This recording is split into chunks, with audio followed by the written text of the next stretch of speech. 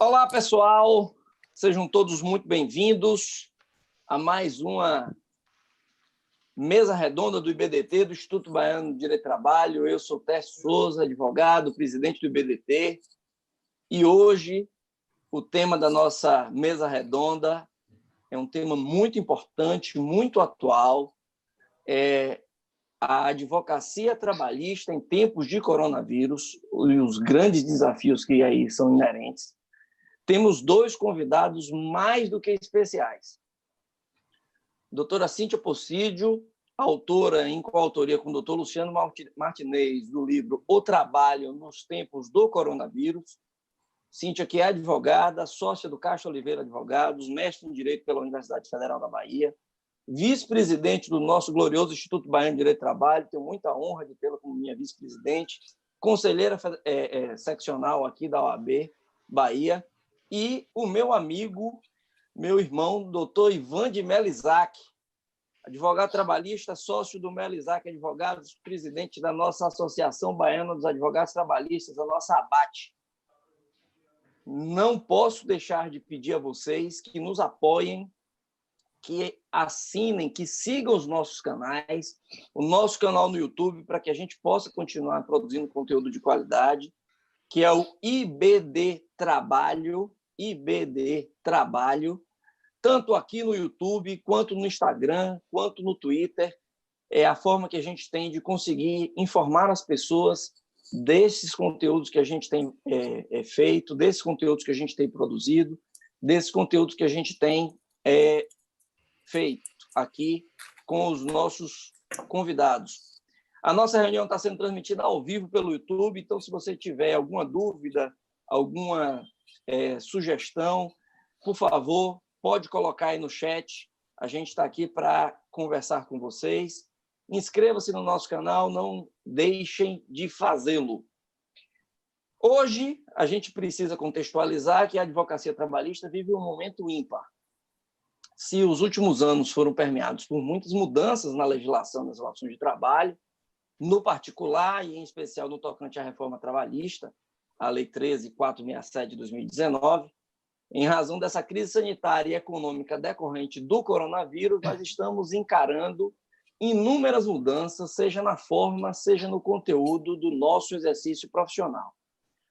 Da definição do melhor direito, na orientação dos nossos clientes, na orientação, na adequada compreensão desse fenômeno, e temos enfrentado o difícil dilema que é compreender os inúmeros diplomas normativos, julgamentos, liminares, cassação de liminares e a compreensão dessas relações de trabalho envolvendo toda a complexidade dessas relações. De outro lado, a advocacia trabalhista perante os tribunais também está sendo diretamente impactada, seja pelos empecilhos na execução da sua atividade, a suspensão dos expedientes externos, seja em razão da suspensão e retomada de prazos, realização de atos processuais por meios eletrônicos, as dificuldades inerentes a todas essas mudanças. Por isso é que contamos aqui com a participação dos nossos queridíssimos convidados. Sejam todos muito bem-vindos. Eu queria começar, Cíntia, lhe perguntando como você tem visto a advocacia trabalhista em tempos de coronavírus. Obrigado. Obrigada a você, Tércio, nosso presidente do Instituto Baiano de Direito do Trabalho. Eu sou muito grata por esse convite. Também está aqui ladeada por Ivan, esse querido colega, que é uma unanimidade entre os nossos pares, né, pela sua cordialidade, pela sua inteligência, pela sua labuta diária na Justiça do Trabalho. Na verdade, este foi o grande mote para a edição deste livro que eu fiz em parceria com o professor Luciano Martinez. É muito comum que a gente diga que na Bahia o ano só começa depois do carnaval, né? No período de janeiro e fevereiro, nós estamos sempre voltados para entretenimento, turismo, então as atividades econômicas ficam voltadas para esse segmento e as atividades laborais e empresariais em outros segmentos ficam relativamente paradas. De modo que a gente fica ansioso para o retorno das atividades pós-carnaval na Bahia. E quando a gente acabou o carnaval na Bahia, nós nos deparamos com esse cenário de pandemia. Um cenário de pandemia que ainda graçava pelo mundo, não tinha chegado ainda no Brasil, até que no dia 26 de fevereiro chegou o primeiro caso aqui no Brasil, em São Paulo. E de lá para cá, muita coisa aconteceu, mas houve um interregno de tempo em que nós não sabíamos como as coisas iam se suceder, porque não havia legislação específica. No início de fevereiro foi editada a Lei 13.979, que disse ali quais eram as medidas que a gente deveria adotar, medida de isolamento, que era o conceito de quarentena, e ali na Lei 13.979 já havia uma questão que dizia respeito à matéria trabalhista, que eram as ausências justificadas no trabalho em razão do coronavírus, ou seja, em razão do eventual acometimento por esta doença. Diante de tudo isso e desse cenário, que foi já ensejando uma crise econômica muito rápida, muito rápida. Rapidamente, nós, em março, já estávamos vivendo uma grave crise econômica. E diante os inúmeros questionamentos que nós começamos a ter de trabalhadores, de empregadores, todo o Brasil estava mobilizado diante dessa pandemia, eu fiquei motivada a escrever um artigo sobre isso, para tentar ir ao início dos institutos e à origem dos institutos, tentar entender a conformação dos institutos e de que maneira a gente poderia ajustá-los a esse momento inédito na história do nosso país e do mundo. Então, eu convidei o professor Luciano Martinez precisamente neste momento em que eu tentava encontrar algum norte e dar algum norte, e, de repente, ladeada por um juiz do trabalho extremamente ponderado, como é o professor Luciano Martinez, de quem eu tive a honra de ser aluna no mestrado da Universidade Federal da Bahia. Então, eu o convidei para a gente se debruçar sobre essas questões. E então ele topou que nós fizéssemos um artigo sobre isso, e foi que um mês praticamente depois do primeiro caso de coronavírus no Brasil é que nasce a medida provisória número 927, lá em 22 de março. Mas nesse ínterim nós já estávamos escrevendo, nós já estávamos produzindo, e o nosso artigo tinha uma finalidade propositiva. Nós, inclusive, estávamos ali tentando desenhar uma proposta normativa, porque não entendíamos possível que o Estado não se imiscuísse da sua principal função de conferir, de dar o seu máximo para a contenção desse problema sanitário sem precedente. Então, o Estado precisaria criar algum benefício assistencial que desse estrutura, lastro, para que os trabalhadores pudessem continuar percebendo os seus ganhos e não fossem tão maltratados como já se antevia que seriam em função da pandemia que se desenhava. Muito bem, até que a medida provisória 927 foi editada, e nesse ínterim nós precisamos incorporá-la ao nosso projeto, e quando percebemos que isso resultaria na análise de uma série de institutos e até na premissa maior, que é de que o direito do trabalho tem a sua estrutura toda baseada no princípio da proteção, o direito do trabalho tem a sua estrutura toda baseada na ideia de negociação coletiva, no diálogo social. Então, como é que isso ia ser diante do que dizia o artigo 2º da medida provisória 927, em que dava um destaque especial, uma prevalência dos acordos individuais sobre os instrumentos coletivos, sobre o texto legal. Portanto, era uma fase diferente do que já tínhamos vivido até há pouco tempo com a reforma trabalhista, em que se discutia o negociado coletivamente sobre o legislado. Não, aqui nós estávamos diante de uma situação completamente diferente, que era a prevalência dos acordos individuais, que foi a solução, efetivamente, que o governo federal encontrou para dar a premissa que o assunto exigia. Muito bem, então, o que era um artigo se tornou um livro, e se tornou um livro em que a gente escrevia à medida que a legislação ia sendo alterada, e a gente se debruçava sobre os temas, sobre os institutos, e tentava encontrar a convergência entre eles e o que estava sendo proposto. E, ao mesmo tempo, ele tinha que ser um livro em formato de pandemia, em formato em que a pandemia permitisse que as pessoas a ele tivessem acesso.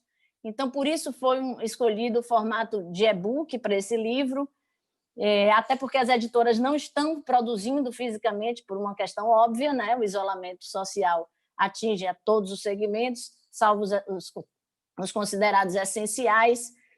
Então, foi isso, foi nesse propósito, nessa intenção, nessa melhor intenção de nos debruçarmos sobre esse tema que tanta angústia tem provocado em todos os setores, em todas as relações, e as relações trabalhistas não estão infensas a esses efeitos nefastos desta pandemia.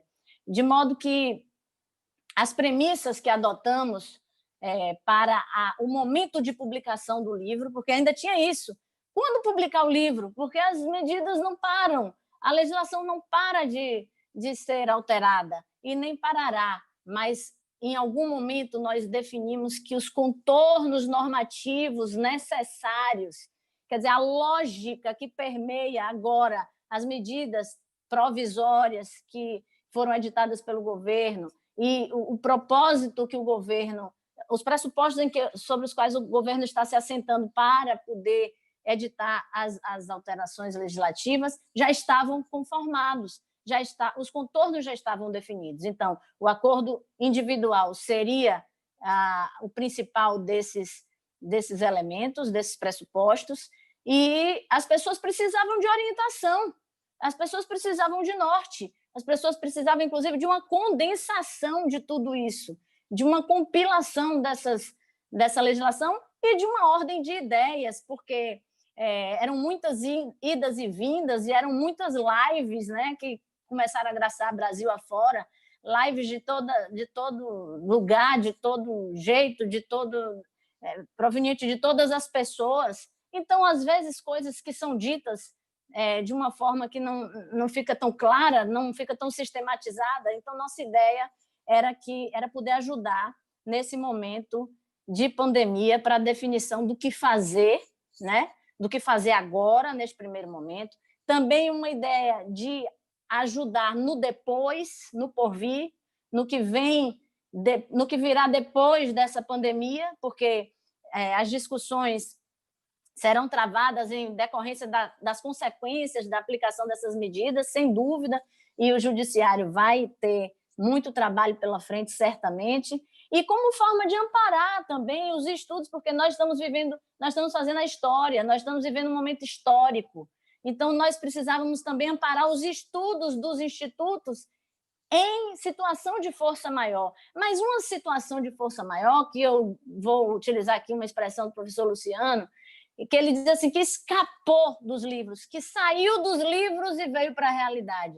E eu ainda faço uma analogia maior. Ele saiu dos livros não só jurídicos, ele saiu dos livros de literatura, ele saiu do filme, ele saiu do mundo Matrix, e os computadores do mundo Matrix foram conectados ao livro Ensaio sobre a Cegueira, de José Saramago, e os exemplos do direito do trabalho jamais poderiam, e de nenhum livro jurídico jamais poderia supor situação desta ordem. Então, nós precisávamos de um roteiro, e esse livro se propõe a isso, né? A editora Saraiva foi muito acolhedora, porque o professor Luciano já é um grande autor dessa editora, e foi muito acolhedora e nos ajudou imensamente na brevidade, E é isso, o direito do trabalho e a pandemia, o que dizer disso? Então, a advocacia trabalhista, ela vive vários problemas. Ela não vive só o problema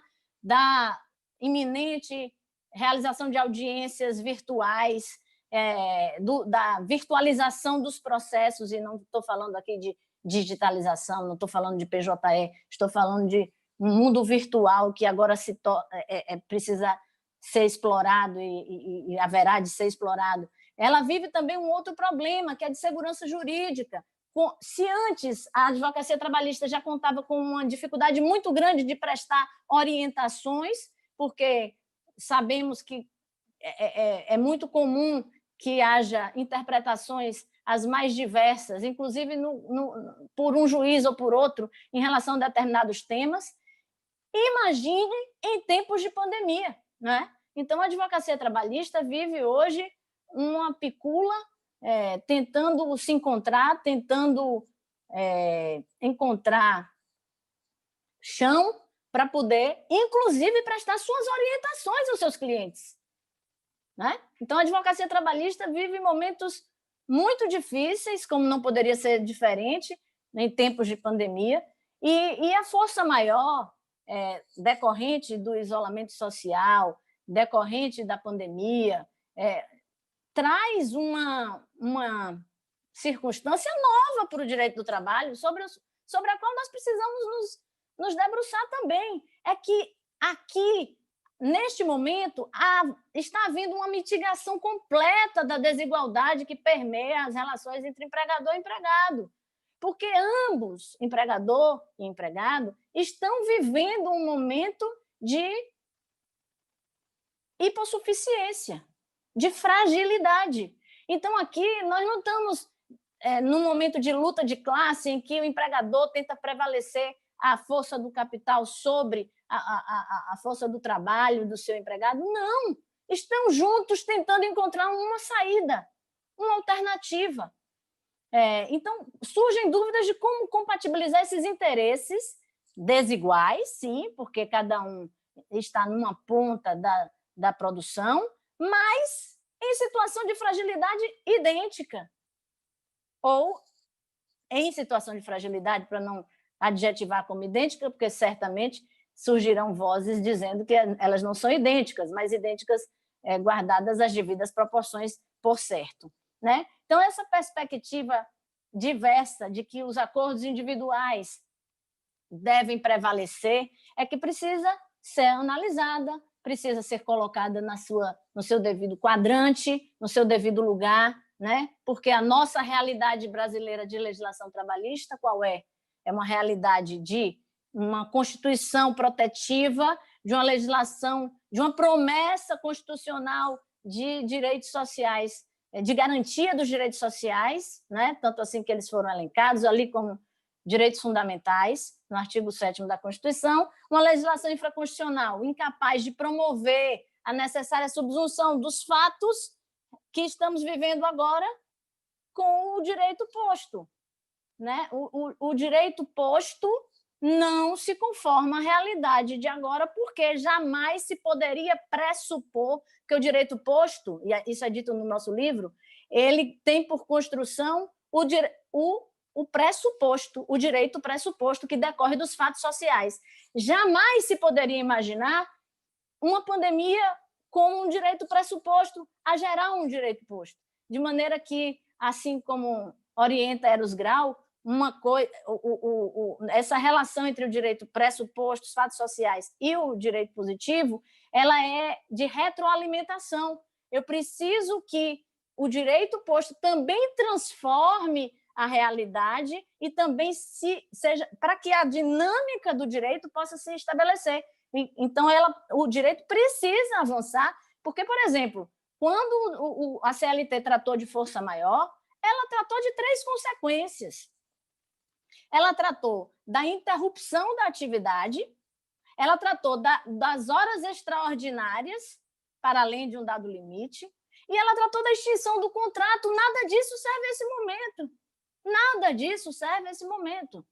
Então, nós precisamos tratar da força maior de uma maneira diferente do que está aí no direito posto, na legislação da CLT, na legislação infraconstitucional. Então, esse novo momento é um momento que não guarda relação com a atmosfera liberal, é um momento que não guarda relação com a reforma trabalhista, mas, infelizmente, vivemos recentemente a reforma trabalhista.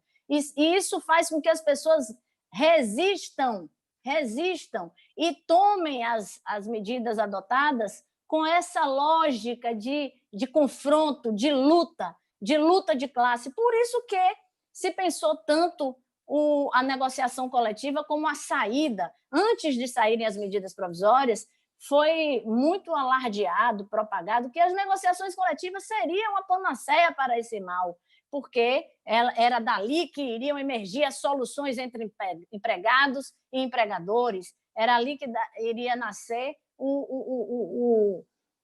a alternativa que tanto se... Mas como? Como? Esse instituto não foi pensado para um momento de isolamento social. Esse instituto não foi pensado para um momento em que as partes estão em interesses convergentes e não divergentes. Esse instituto foi pensado para se imaginar concessões recíprocas, uma composição. E o que é que o empregador, cujas atividades estavam paralisadas ou parcialmente paralisadas, ou absolutamente atingidas na sua saúde financeira, poderia propor, poderia ofertar ao empregado num momento como esse de pandemia. Então, nós precisamos pensar fora da caixa, nós precisamos pensar alternativas que estão absolutamente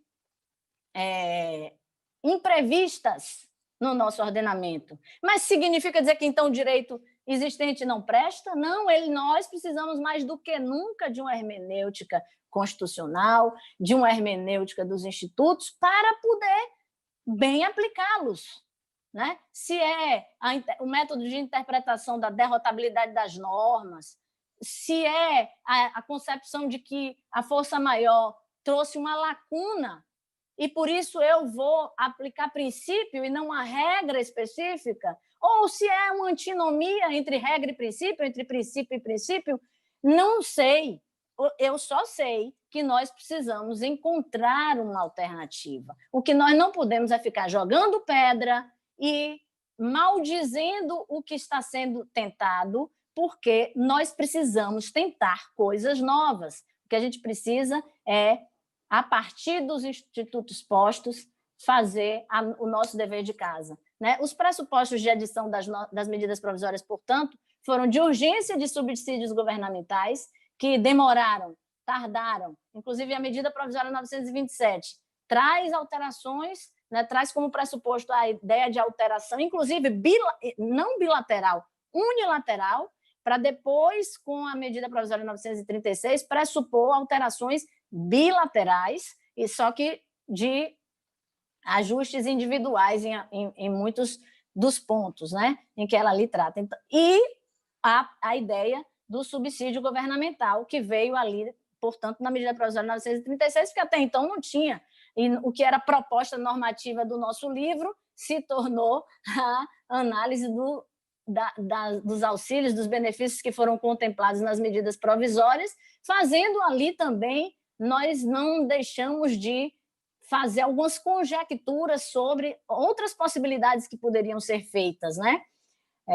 Preservação dos empregos e das empresas foi um pressuposto dessas medidas provisórias, equilíbrio entre economia e direitos sociais, uma tentativa de se encontrar esse equilíbrio, uma busca por segurança jurídica e uniformidade nas deliberações empresariais, e a crise econômica resultando na paralisação de diversas atividades, seja parcialmente, seja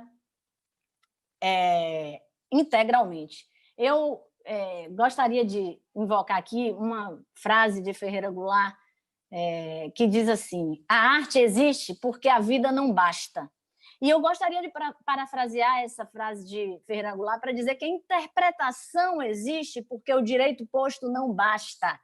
Não é no texto legal, não é numa interpretação gramatical que nós vamos encontrar alternativas viáveis para esse momento de pandemia. Diante disso, definir que a função do operador não está apenas, portanto, em descrever o direito, mas a sua forma de vê-lo diante do novo cenário. Nessa medida, é preciso olhar o direito e tentar conformar a realidade atual imprevista aos seus ditames, né? O Gilmar Mendes, que é uma figura muito polêmica nas suas análises, sobretudo agora nessa defesa de jurisprudência de crise, mas ele traz um exemplo que é a última consideração que eu gostaria de tecer, que nos serve muito a pensar. Ele traz o exemplo da Bélgica, do pós-guerra, porque no período da guerra, o rei da Bélgica ele não tinha condição de editar nenhuma norma, porque ele só podia legislar em parceria lá com a Câmara, enfim, com os órgãos que eram concebidos, que tinham legitimidade para o processo legislativo. Mas ele tinha que fazer alguma coisa. Ele não podia ficar de pés e mãos atados. Então, ele editou decretos legislativos naquela oportunidade. E depois de passar da guerra, esses decretos foram questionados. A constitucionalidade desses decretos foi questionada, porque eles eram inconstitucionais na forma. Eles tinham sido editados por quem não detinha competência para fazê-lo. Aí, o Gilmar Mendes invoca as lições de Perelman, um filósofo do direito, que diz o seguinte: se devêssemos interpretar ao pé da letra o artigo 130 da Constituição, o acórdão da Corte de Cassação teria sido, sem dúvida alguma, contra legem. Mas, limitando o alcance deste artigo a situações normais e previsíveis, a Corte de Cassação introduz uma lacuna na Constituição, que não teria estatuído para situações extraordinárias, causadas pela força dos acontecimentos, por força maior, pela necessidade. E daí é que eu concluo a minha fala dizendo que nós precisamos ter complacência, nós precisamos ter parcimônia, nós precisamos ter boa-fé, Nunca o princípio da boa-fé e da cooperação foram tão necessários, e da solidariedade social. Ou a gente se transforma enquanto sociedade, entende que nós não podemos mais olhar para os nossos direitos individuais, para os nossos interesses, nós precisamos olhar para a sociedade como um todo. Outras circunstâncias, outros eventos de força maior, como esse que nós estamos vivendo, vão nos fazer refrear, e que o coronavírus nos permita ser pessoas melhores. Essa é a minha fala. Muito obrigada a vocês. Bem, de fato, como Cíntia bem pontuou, e gostaríamos de agradecer mais uma vez imensamente a participação dela nessa nossa mesa redonda, vivemos um momento ímpar, um momento singular, um momento em que temos aqui, de fato, uma série, se não uma infinidade de questões que precisamos resolver, que precisamos equacionar, e, de fato, essa situação ela nos remete, nos impõe a necessidade aí de que temos de tratar dos assuntos em diversas perspectivas. Além das questões pontuadas por Cíntia, certamente existem outras tantas que também afligem, que também estão sendo discutidas e debatidas no âmbito da advocacia trabalhista. A profusão de atos nos últimos dias, seja no tocante à liberação de alvará, seja no tocante à suspensão de expediente externo, interno, seja no tocante à definição de atos processuais a serem praticados, certamente aí deverão ser objeto de alguma reflexão, porque, sem sombra de dúvidas, atingem diretamente o exercício da nossa atividade, tal qual aquelas questões já pontuadas por Cíntia, por doutora Cíntia. Por isso é que nós também precisamos conversar e ouvir o queridíssimo amigo Ivan de Mello Isaac, nosso Ivanzinho, presidente da nossa ABAT. Ivan, certamente você, como presidente da ABAT, tem sido indagado quanto a inúmeros aspectos. quais os dilemas mais relevantes que você enxerga para a prática da advocacia trabalhista nesse momento e quais têm sido as prioridades? O que é que você acha? Muito bom dia a todos e a todas. É um prazer estar aqui a convite do IBDT, uma entidade que eu considero irmã da ABAT, vamos dizer assim. Com certeza, com certeza. Né? Tão bem representada por você, meu amigo Técio. E é uma honra também estar aqui ao lado da doutora Cíntia Possídio, minha amiga querida, legítima representante da força da advocacia feminina. Né? Os seus elogios, Cíntia, com certeza são por conta da nossa amizade. Unanimidade, esqueça que se eu era, depois que eu passei a presidir a ABAT, muito menos. Né? Então, seus elogios são da amizade mesmo. Eu agradeço, adorei sua fala, adorei seu termo picula na advocacia trabalhista. É uma picula realmente, vai piorar. Dizer também que já baixei o Kindle no meu celular, conforme sua orientação, para poder ter acesso ao livro e vou ler com prazer e me posiciono. Também estou com o livro do Dr. Teste, Processo Civil, para também, junto com o Dr. Pamplona, também na fila de leitura. Né? Então, cumprimentar vocês dois, não somente vocês dois, como também todos que nos assistem, né? Agradecer o convite mais uma vez. E como disse bem Técio, a advocacia trabalhista ela vem sofrendo, não é de hoje, né? Já tem algum tempo que a gente vem enfrentando muitos desafios, né?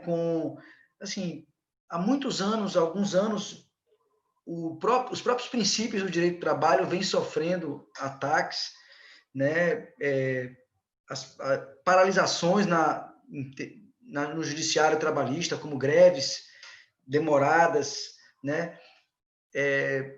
Cortes orçamentários decorrentes de cortes irregulares e significativos de orçamentários no orçamento do seu trabalho, né? Impactando realmente no nosso trabalho, e culminou tudo isso que já vinha acontecendo com a reforma trabalhista, que diminuiu muito o número de processos, impactou muito também na nossa atividade profissional e na nossa profissão, né, na nossa vida.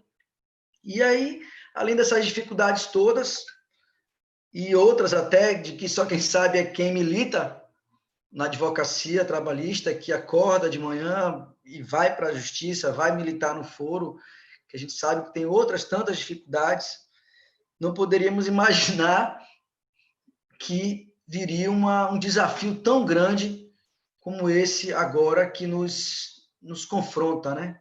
Que é essa epidemia de coronavírus, que deixa vulnerável até mesmo a nossa própria saúde, colocando em segundo plano até outras coisas importantes. Mas tivemos realmente que enfrentar, vamos ter que enfrentar, desistir, né?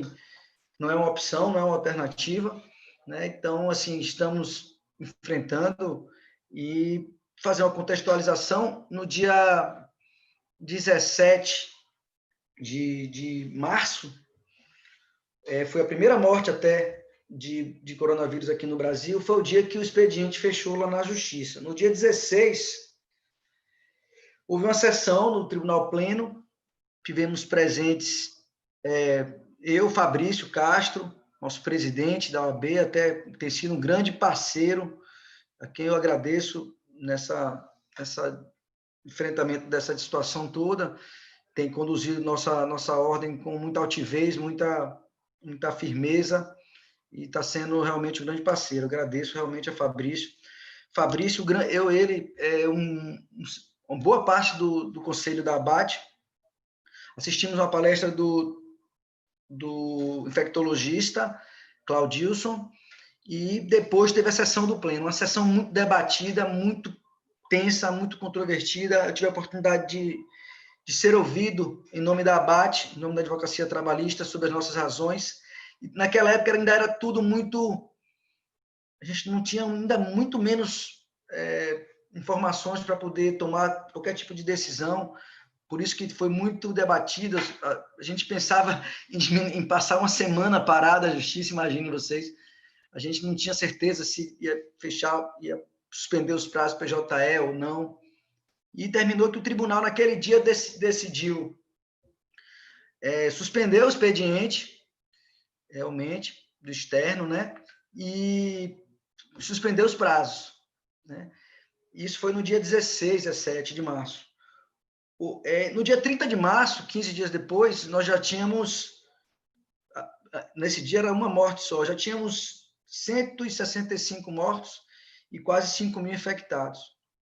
Hoje, 30 de abril, um mês depois, a esse dia 30, que tínhamos só 165 mortes, nós temos quase 5.000, quase 6.000 mortos, 5.600 e tanto, números de hoje, 80.000 quase infectados, fora assim, essas mortes, e a gente não sabe que o próprio Claudilson disse que há grande possibilidade de subnotificação, né?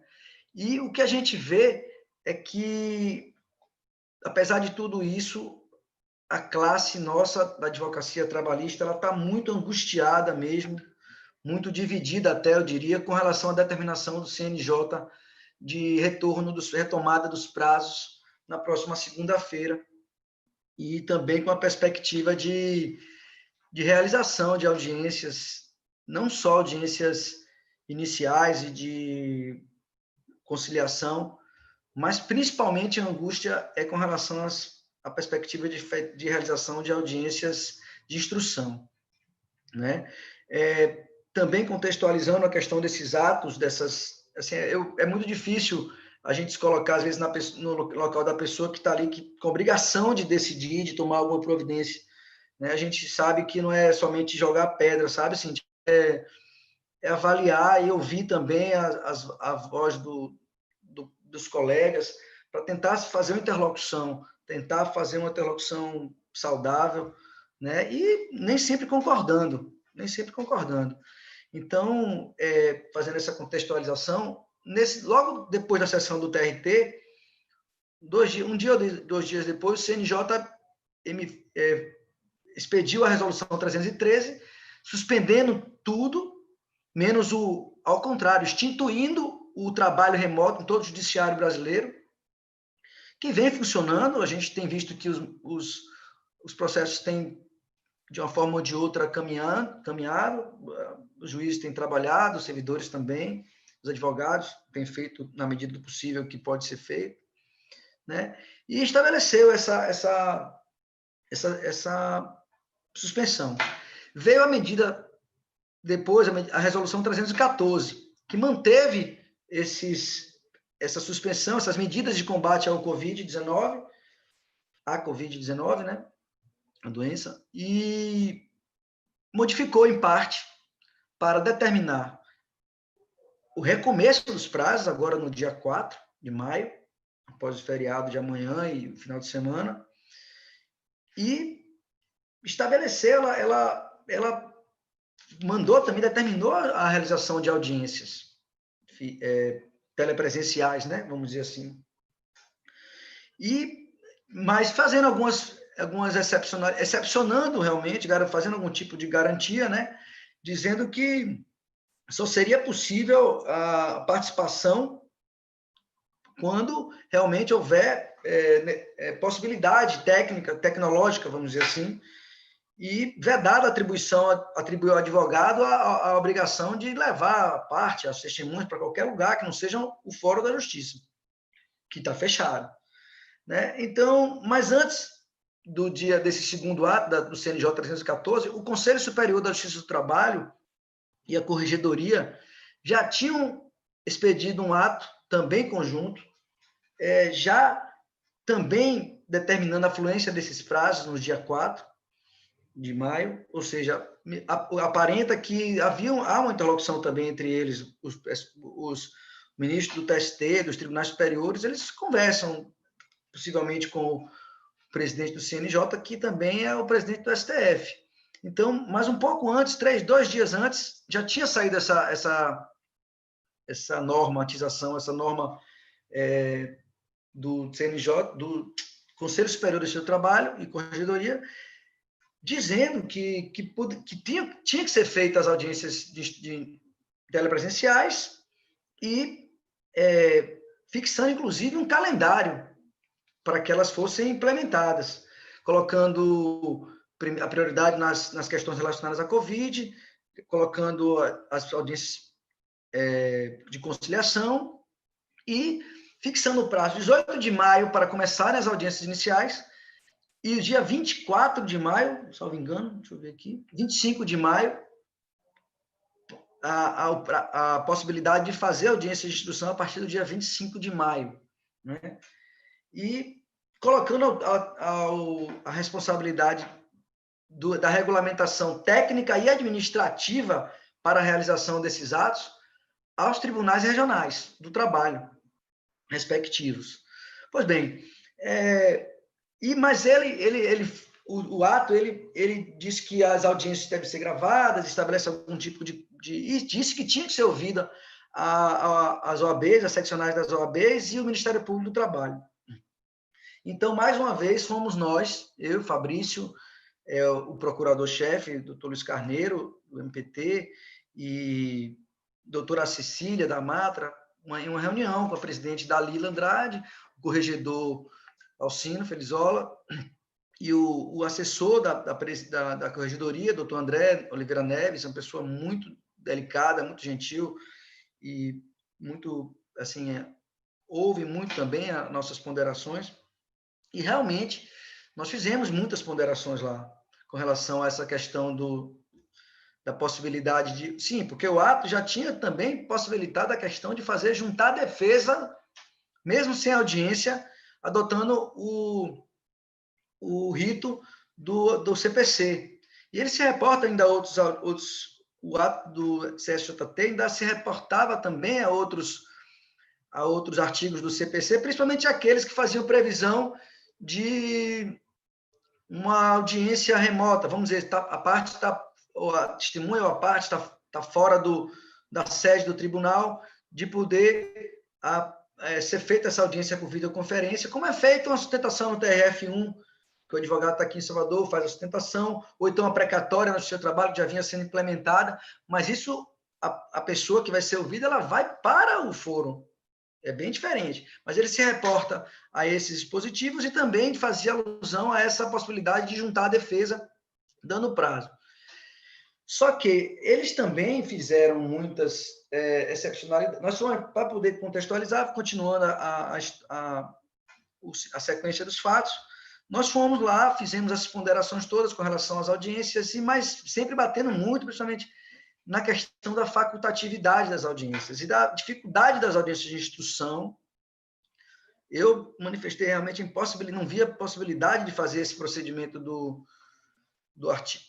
de juntar a defesa sem audiência, não por conta de que eu acho ruim o procedimento, não, eu acho até que é possível ser feito, eu acho bom, acho legal, mas nesse momento de pandemia, com muitas empresas fechadas, sem poder receber nem notificação, sem poder constituir nenhum advogado, muita gente com doença na família, sei lá, eu acho que seria uma temeridade, mas ponderei tudo isso.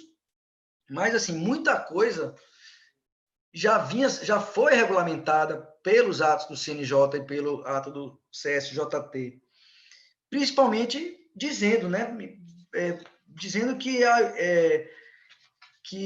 se tivesse qualquer dificuldade, faria a petição e os prazos de contestação, não poderia acontecer as audiências sem nenhum, se a parte ou qualquer advogado não pudessem manifestar. Já tinha também os atos dizem que se você não pode fazer uma defesa, ou uma embargo de execução ou cumprimento de sentença, basta o peticionamento dizendo a impossibilidade que o prazo estaria suspenso na data dessa informação, né? Então, tudo isso foi ponderado e foi reproduzido nos atos do TRT 5. Na verdade, teve um ato primeiro e a AB, o Fabrício me ligou, a gente discutiu, fizemos alguns acréscimos e fizemos um ofício conjunto ao tribunal, quase com embargo de declaração, vamos dizer assim, e que foi bom porque, André, esse ato que saiu foi um ato da presidência, em primeiro lugar, saiu publicado no Diário. Logo depois que fizemos esse ofício, o próprio corregedor, o André, disseram, olha, eu acho que agora atende essas questões que vocês suscitaram no ofício. Mas, assim, para objetivar, o ato saiu do TRT dizendo que realmente cumprindo, dizendo para fazer as audiências, inclusive de instrução, retomada dos prazos também, a ABRAT e a OAB, Conselho Federal, a ABRAT, a Alessandra Fabrício, que foi ex-presidente da ABRAT, que é do Conselho Federal, ele teve com o ministro Aloysio Corrêa da Veia, que é o corregedor, e com o ministro Luiz Felipe Vieira de Mello Filho, que também é uma pessoa super progressista, super atende sempre a advocacia, mas ambos foram muito firmes no sentido de que os prazos teriam que serem retomados no dia 4. Assim, eu manifestei ontem até com a doutora Dalila na reunião, dizendo que eu entendi precipitado, né, diante dos números novos que saíram. Eu estava até mais tranquilo semana passada. Quando chegou essa semana, anteontem, eu vi os números recrudescerem, assim, a quantidade de gente morta, tal, a quantidade de pessoas ficaram preocupadas em se afastarem do isolamento. Mas a gente entende também que tem muita gente, outros pontos de vista de gente que acha que deve continuar os prazos, mas a verdade é que o CNJ e o CJT determinaram e não há muita perspectiva de retorno dessa decisão, salvo se acontecer uma tragédia ainda maior, que eu não espero que aconteça. Né? Mas, assim, o ato do TRT, ele reproduziu o ato do Conselho Superior do Justiça do Trabalho, que diz o seguinte, né? O artigo 5º, os atos processuais que eventualmente não puderem ser praticados por meio eletrônico ou virtual, por absoluta impossibilidade técnica ou prática a ser apontada por qualquer dos envolvidos no ato, devidamente justificado no ato, deverão ser adiados após decisão fundamentada do magistrado. Isso é o ato do CSJT. O artigo 6º diz, preservada a pensabilidade de as partes requererem qualquer tempo, isso ele fala do procedimento do 355, mas diz, os prazos processuais para apresentação de contestação, impugnação, sentença de liquidação e base de execução, inclusive quando praticados em audiência e outros que exijam a coleta prévia de elementos de prova, somente serão suspensos se durante sua fluência a parte informar ao juízo competente a impossibilidade prática do ato, de modo que o prazo será considerado suspenso na data do protocolo da petição com essa informação.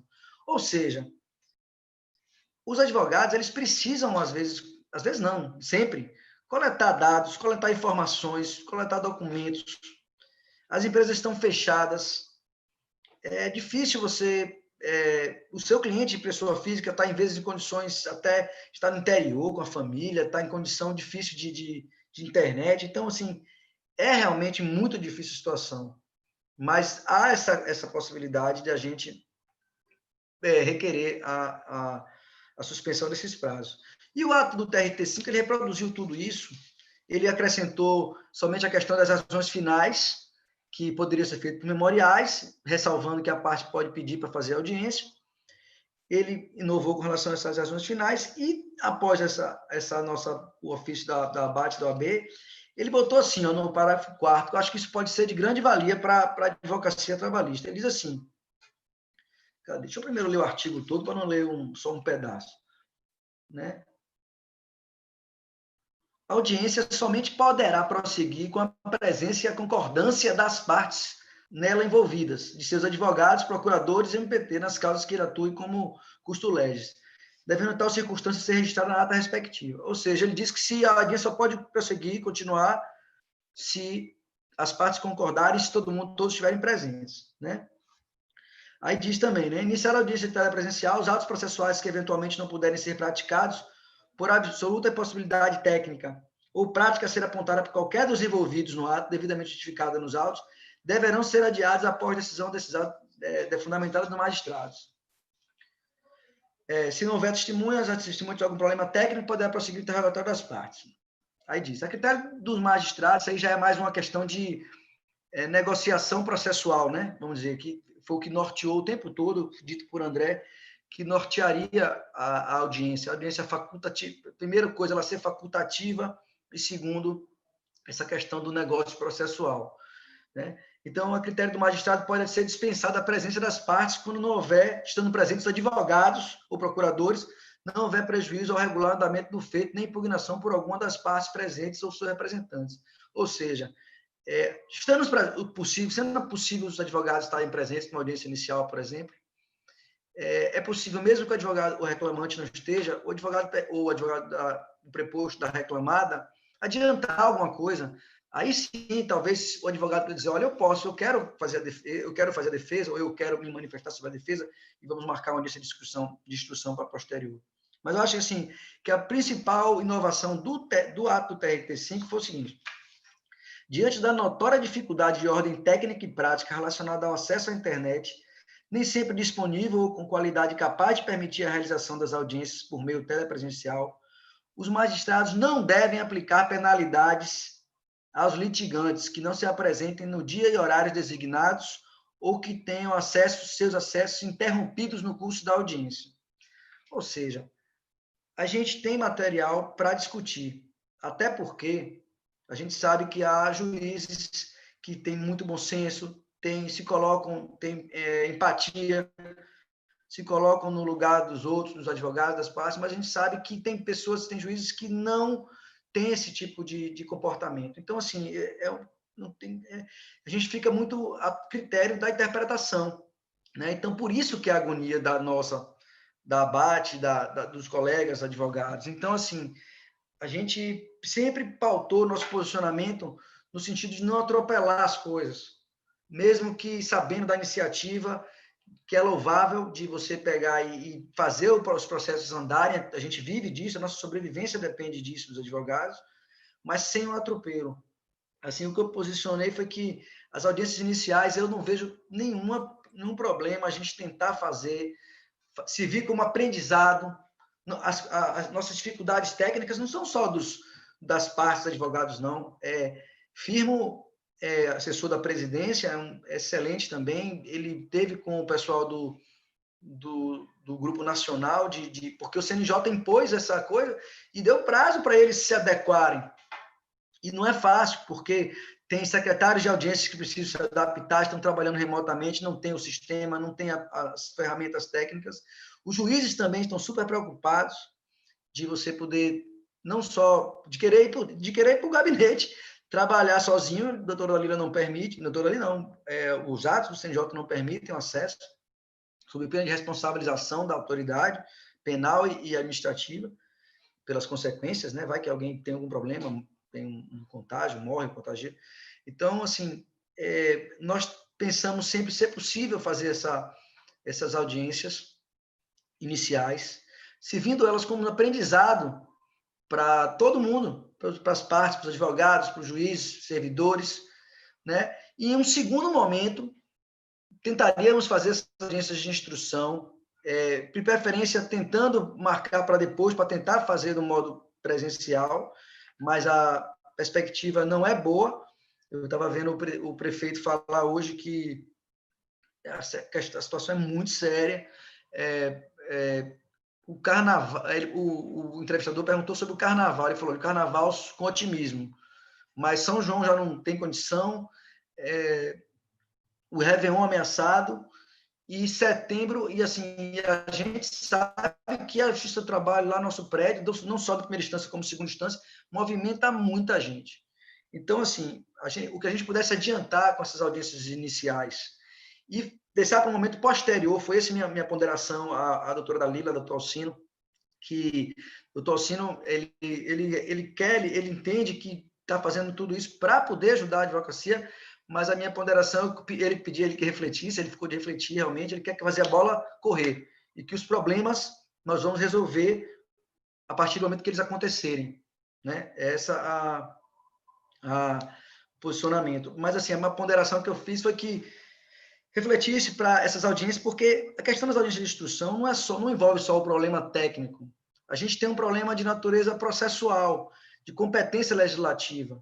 A gente sabe que a situação é muito difícil, a gente quer que as coisas aconteçam, mas há que se diferenciar procedimento de processo. A competência é exclusiva da União para legislar com um método legislativo previsto legalmente, um processo legislativo para que seja... existe a CLT, você não pode pegar e atropelar, passar por cima da CLT, passar por cima do processo legislativo, da competência exclusiva da União para legislar a respeito de processo. A gente pegar uma pandemia é na época que a gente está precisando de mais certeza, né? E no final de contas é a regra do jogo que tá envolvendo. Nós vivemos num jogo que a gente sabe as regras.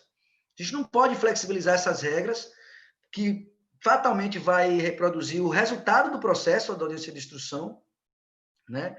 Então, assim, eu acho que vai acontecer, as audiências virão acontecer, eu espero que a advocacia cumpra essa possibilidade de fazer as audiências iniciais, que sirvam de aprendizado. Eu acho que a classe não vai, eu mesmo, como advogado dos meus processos, possivelmente, não só de reclamante como de reclamada, eu possivelmente não vou querer fazer audiência de instrução, só se for um caso muito assim, extremo. Porque a partir do ato já diz que quando faz a audiência inicial, se eu souber que não vai ter prova, a segunda audiência viraria já uma audiência de razões finais, podia ser feita por memoriais, né? Mas a instrução em si, eu acho que é muito complicado a gente pensar em fazer agora.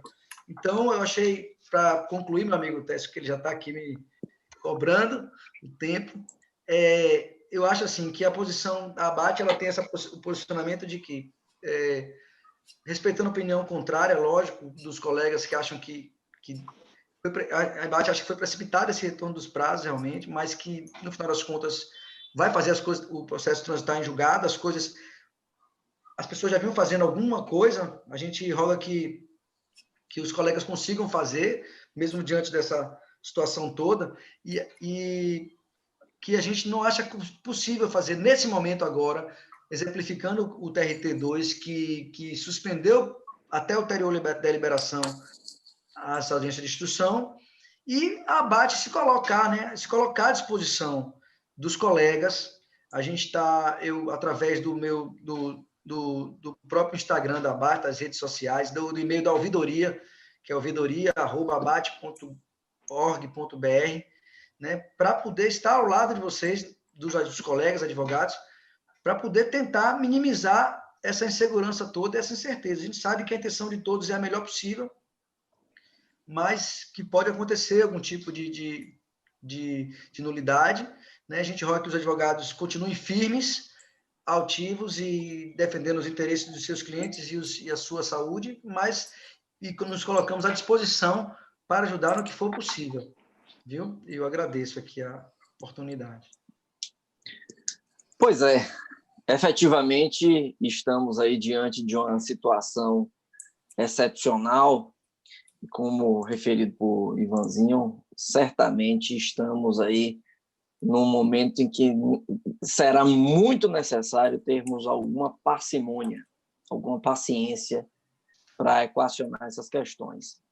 Esse momento, a partir desse momento, eu gostaria de ouvi-los, aos dois, tanto a Cíntia quanto o Ivan, quanto aos nossos dilemas em relação às tendências, certo? Eu acho que nós, num primeiro momento, estivemos aí sujeitos a uma suspensão generalizada, digamos assim, suspensão de contratos, suspensão dos processos, dos prazos judiciais, e agora estamos no momento em que estamos tentando analisar os cenários e conformar esses cenários a partir de determinadas perspectivas. O que é que vocês acham que serão as tendências? As tendências nas relações de trabalho ou as tendências na advocacia trabalhista? Vocês acham que nós estamos vivenciando um novo normal? Nós estamos vivenciando uma mudança nas relações de trabalho que será definitiva? Uma mudança nas relações no processo que será definitiva? Qual é a visão de vocês? Cíntia, o que é que você acha? Eu acho que a pandemia vai vai resultar numa mudança de modelo de mundo.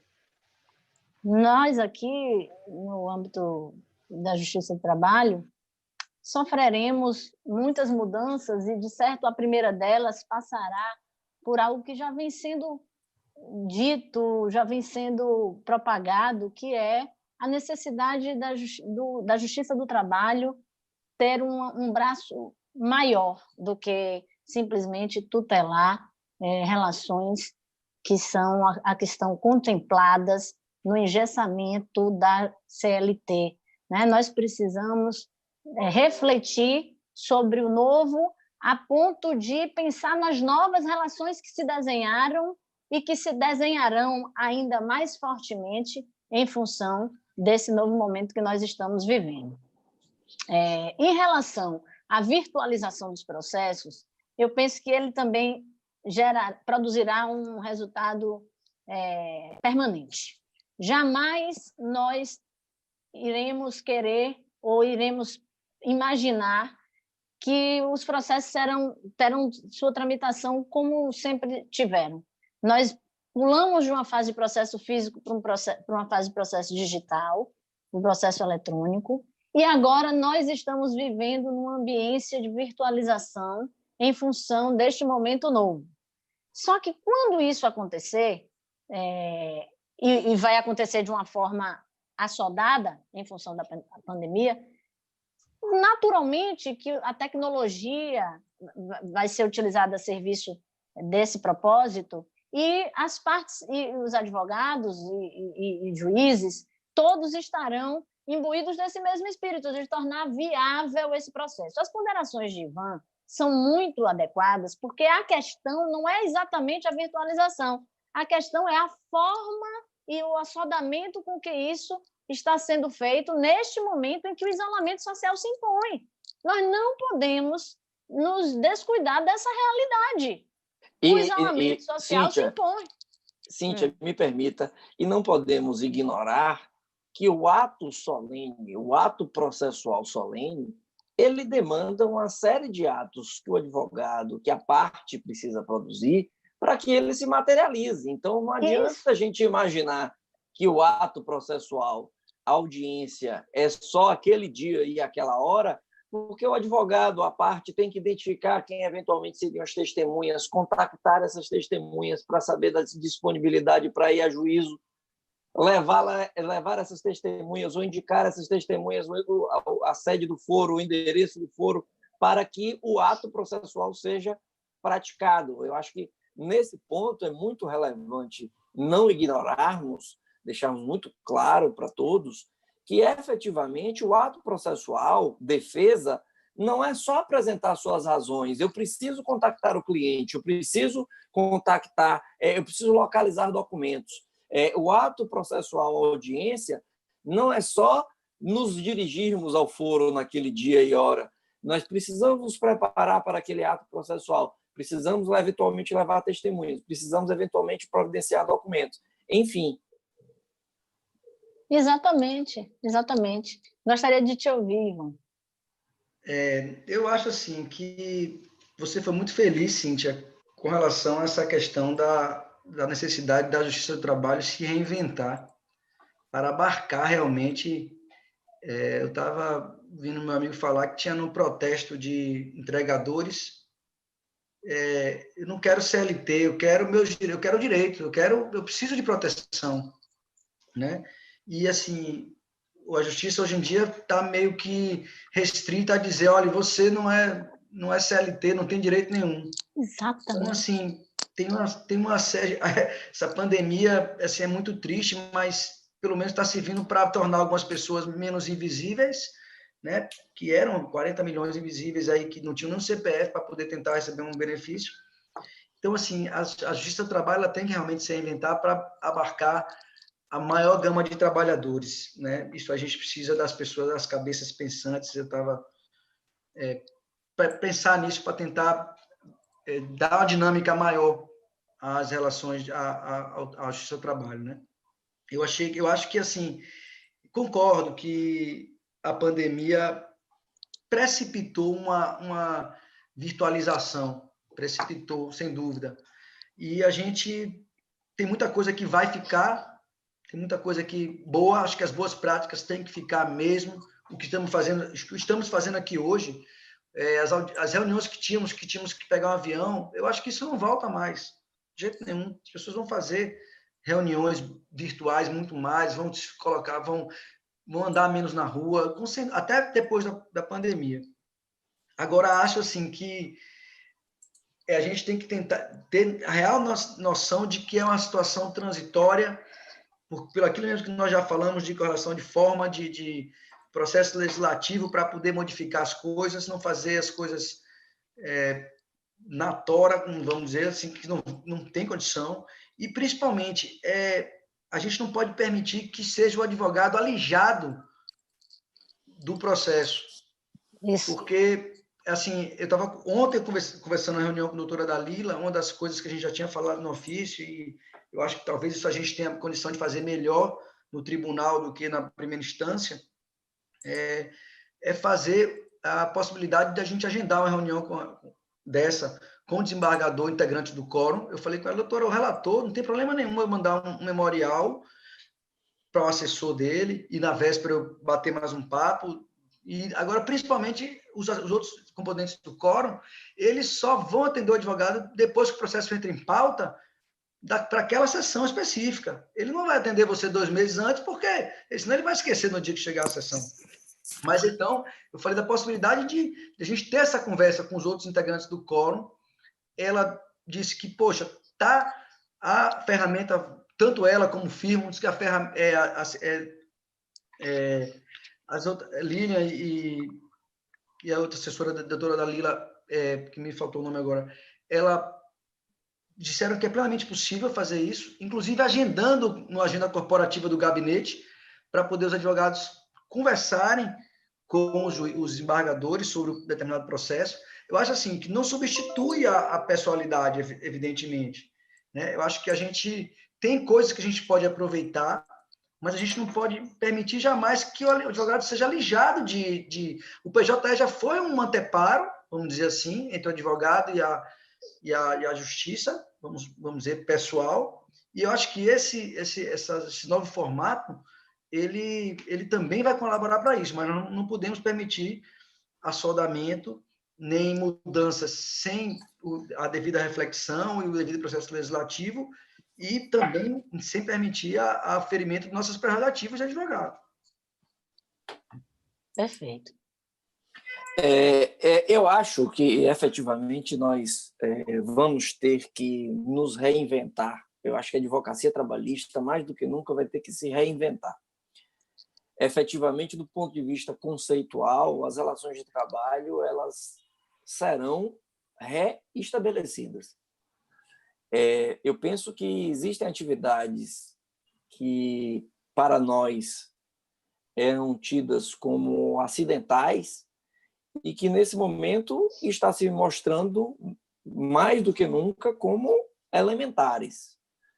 De outro lado, a própria compreensão, por exemplo, do teletrabalho como uma exceção, ela me parece que depois desse movimento vai ser compreendida como quase que uma regra.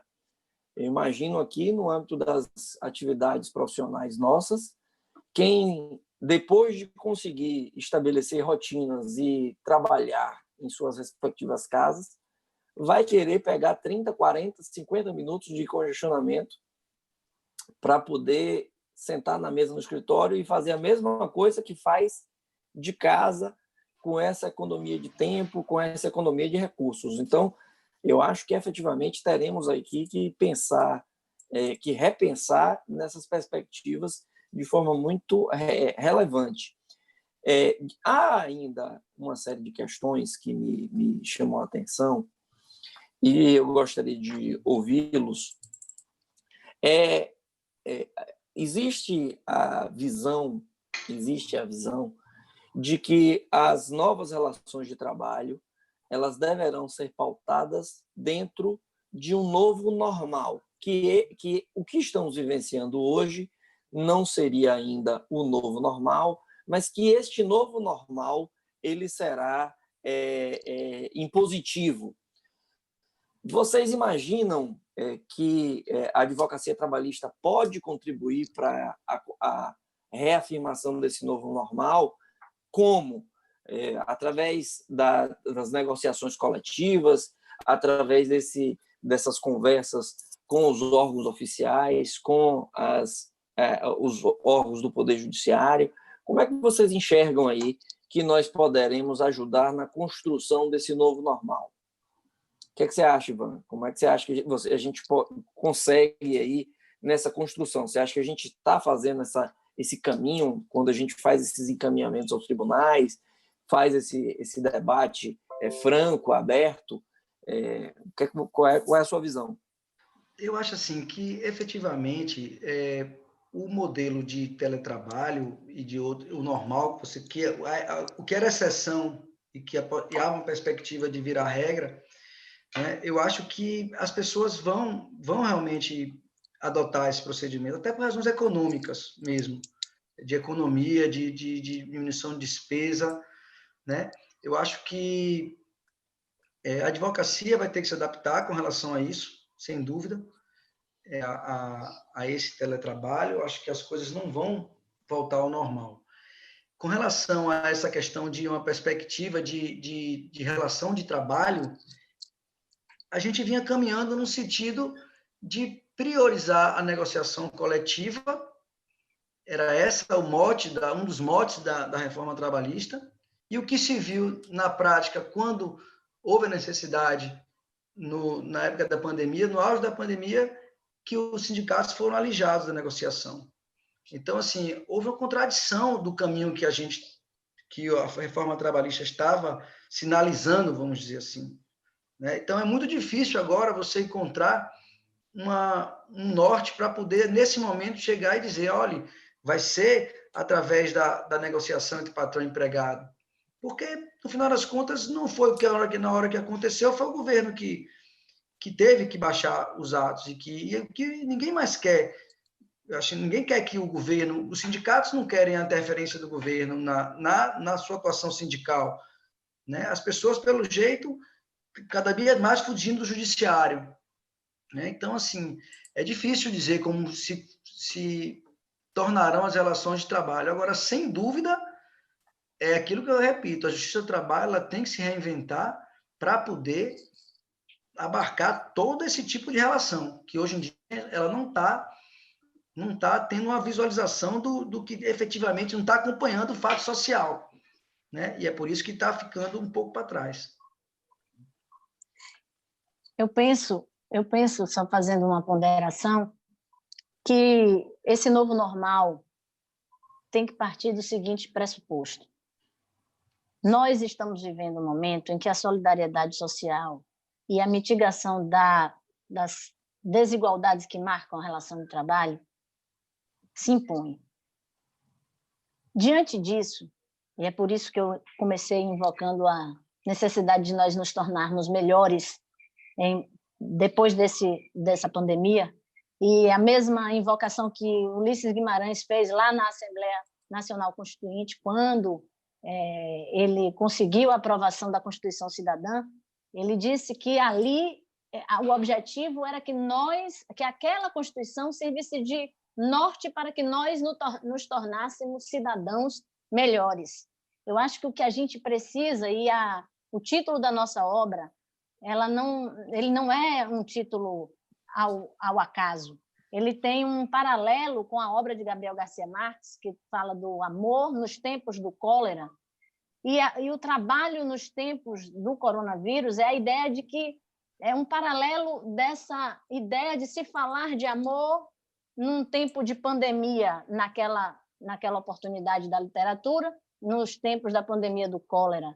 O que a gente precisa é diminuir as tensões sociais, diminuir a desconfiança que marca as relações de trabalho, diminuir a tensão que o engessamento das relações, como pensadas lá em 1943, provocou. Nós mudamos, a sociedade mudou, se reinventou, novas formas de trabalho se apresentaram, e nós precisamos, sim, de muito diálogo social, nós precisamos, sim, das entidades sindicais. Nós precisamos, sim, de negociações coletivas, mas as negociações coletivas são fim, elas vão ser um meio depois de que a gente discutir o modelo.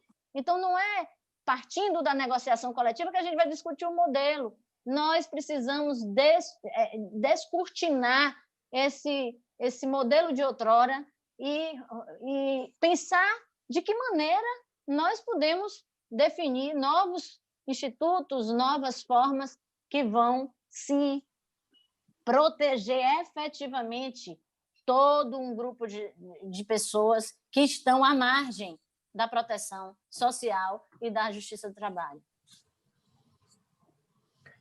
Meus amigos, nós já estamos caminhando aí para mais de 1 hora.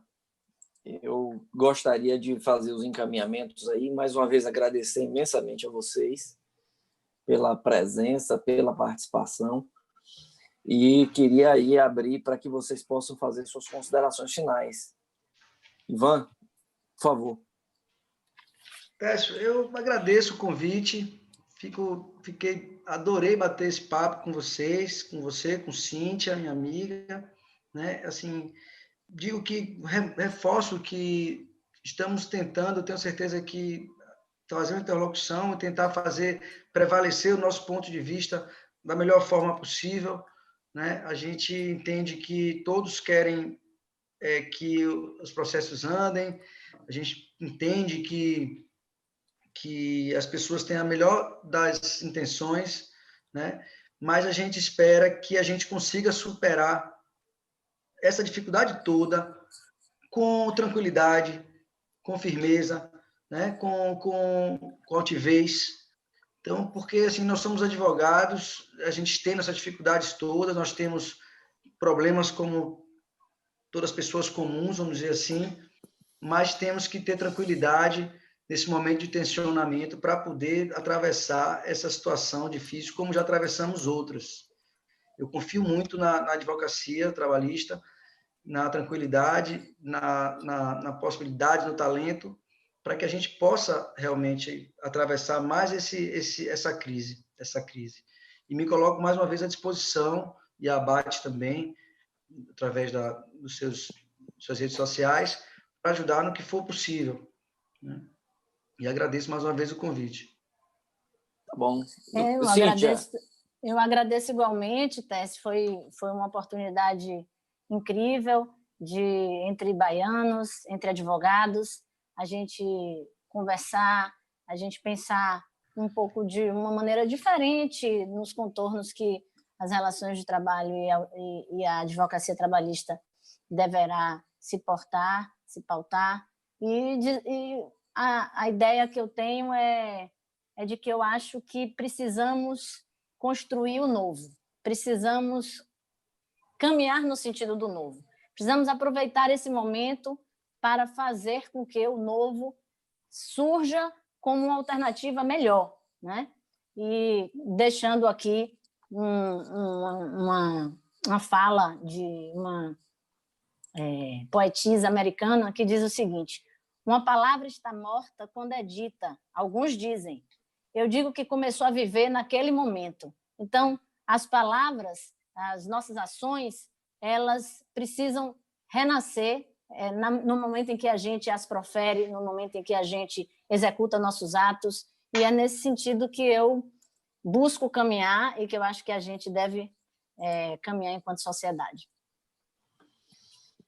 Bem, pessoal, agradeço mais uma vez imensamente a doutora Cíntia Possídio, minha amiga, minha colega, pela presença em mais uma mesa redonda do IBDT. Agradecer aí ao doutor Ivan Isaac, nosso glorioso presidente da ABAT, da nossa Associação Baiana dos Advogados Trabalhistas. Dizer que o Instituto Baiano tem uma parceria de longa data com a ABAT e espero que assim continue. Torcemos para que assim continue. Agradecer a todos que estão aí nos acompanhando. Dizer que, não obstante todas essas dificuldades, continuamos aqui no front, caminhando, vivendo um dia de cada vez, porque Porque é assim que tem que ser, é assim que tem que ser. A gente tem que ser resiliente. Cada dia com sua agonia, né? Cada dia com sua agonia. Vamos em frente, vamos tentar aí construir algo que seja maior do que todos nós e com esse dia a dia. Mais uma vez, agradecer a todos que nos acompanharam, pedir que vocês sigam os nossos canais, siga o nosso canal do IBDT, aperte aí o sininho para ser notificado quando iniciarmos as nossas lives, as nossas reuniões. Em breve teremos novidades. Um abraço para todos. Mais uma vez, obrigado. Um abraço, gente. Tudo de bom.